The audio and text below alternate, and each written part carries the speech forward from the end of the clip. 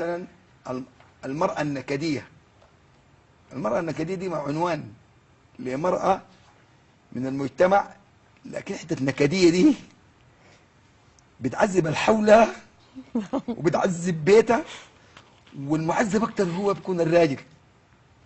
لكن انا بقول لاي زول متزوج مرأة نكدية اصبر اصبر، لانه حسب المعطيات انت من اهل الجنة. اصبر ليه؟ اديك للمعطياتين، لانه هو من اهل الجنة.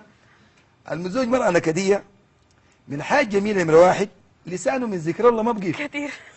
النهار كله يكون شغال حسبي الله ونعم الوكيل، لا اله الا الله، حسب لسان ذاكر.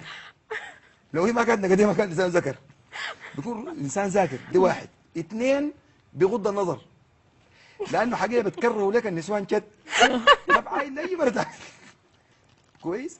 من ثلاثة بيكون محافظ رشيق من امراض الدنيا دي، بيكون زول خفيف كده، لانه حقيقة نفسه مسدودة ما بياكل اساسا، ما في نفس ياكل بيها، لانه بدخل يده في اللقمة بتيجي هاجمة عليه انت وفعلتك، بخلي اللقمة بيمشي، ما بكون دايما شبعان كده، بكون زول يعني كويس.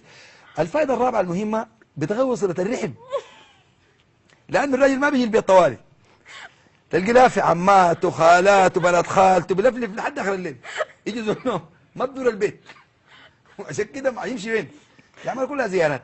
هنا هي نكدية، لكن بهناك يعني سعادته في ناحية إيجابية، جوه صلة رحمه. أيوه بقى ما بينظر، حياة كثيرة جميلة يعني. شكرا لك أستاذ عادل فرج الله، يعني حقيقي